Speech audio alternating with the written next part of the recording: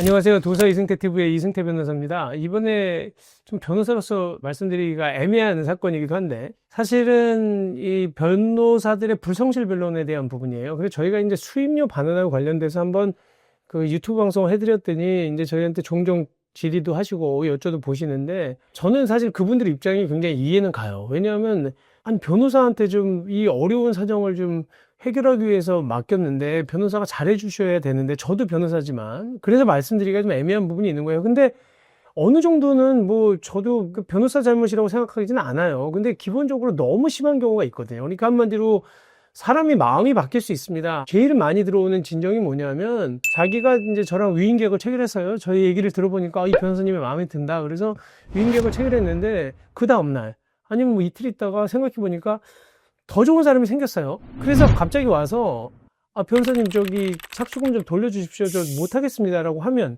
어떻게 해야 되느냐? 저는 그냥 당연히 돌려줘야 된다고 생각해요. 대신 상담료를 안 받았으면 상담료 당연히 기본 상담료 받고, 그 다음에 그것 때문에 기록을 또 준비하냐고 봤다면 기록 본 만큼 공제하고 주면 되잖아요.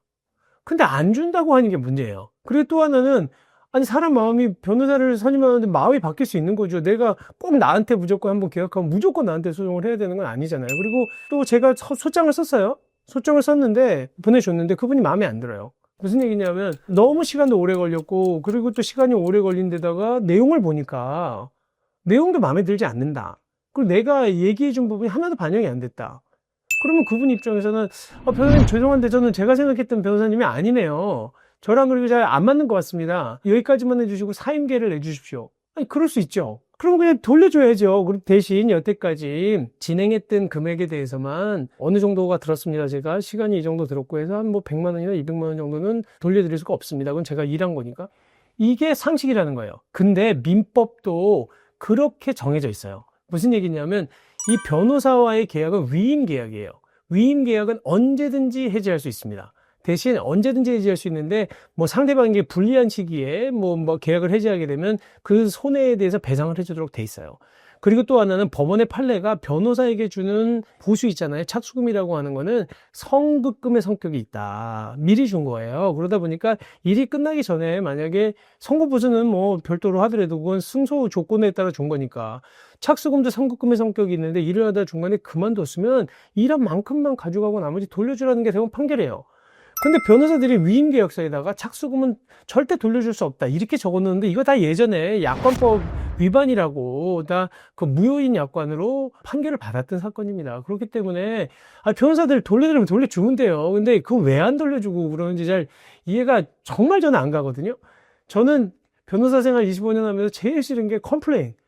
왜 이거 뭐 마음에 안 든다, 왜 이렇게 적었냐라고 하면 자존심이 먼저 상하죠. 왜냐하면 내가 일을 제대로 못했나 이것도 있지만, 또 그분이 그렇게 내가 싫다는데 뭘 그걸 끌고 내 돈 안 돌려주면서까지 그럴 필요가 있냐. 돌려주면 돼요.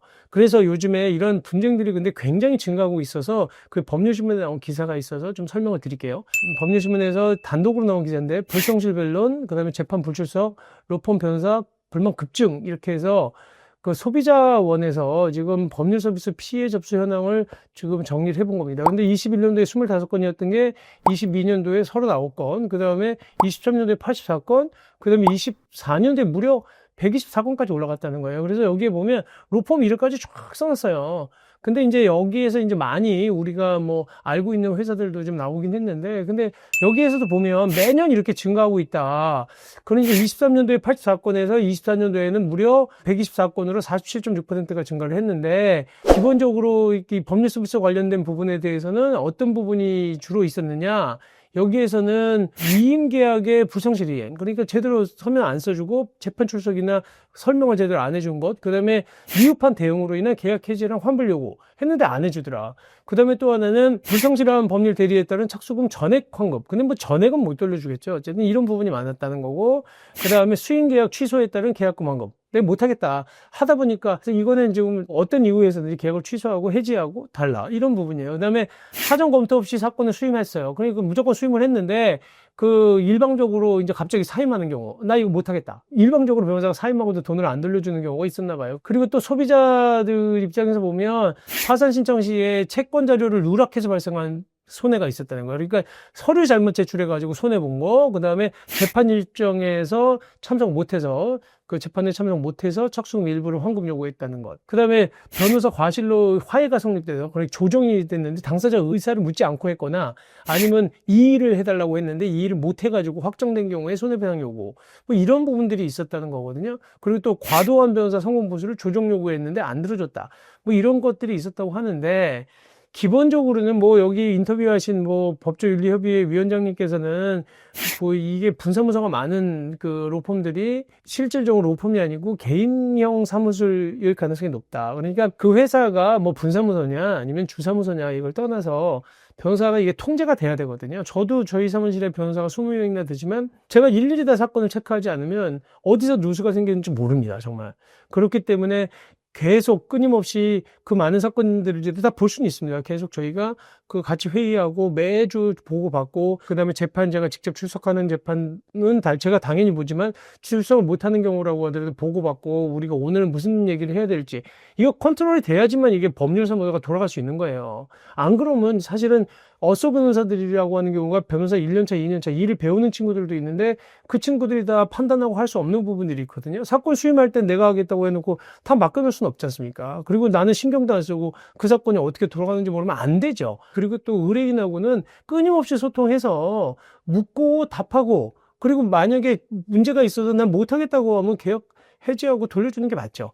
대신 만약 이런 분쟁이 생기면 어디로 가느냐? 기본적으로는 소비자보호원에 피해 구제 요청을 해서 그쪽에서 정리하는 방법이 있고요. 근데 여기서도 이게 모든 판결을 내주는 게 아니라 조정을 해주는 거고, 안 되면 결국은 민사소송을 할 수밖에 없어요. 그 다음에 또 하나는 각 지방변호사회에다 진정하는 방법이 있죠. 근데 진정은 무조건 돈을 안 돌려준다고 진정한다고 해서 되는 건 아니고, 이거는 징계를 요청하는 거거든요. 대한변호사협회에서 징계를 해달라. 근데 거기서는 변호사가 불성실한 변론을 했다거나 아니면 정말로 과실이 있었다거나 이런 어떤 그 변호사법에 위반되는 사실이 있었다거나 윤리장전에 위반되는 일이 있었을 때 그때만 이제 징계를 하죠. 그래서 진정을 통해서 해결하는 방법도 있고, 그리고 또 결국 안 되면 민사소송 하는 겁니다.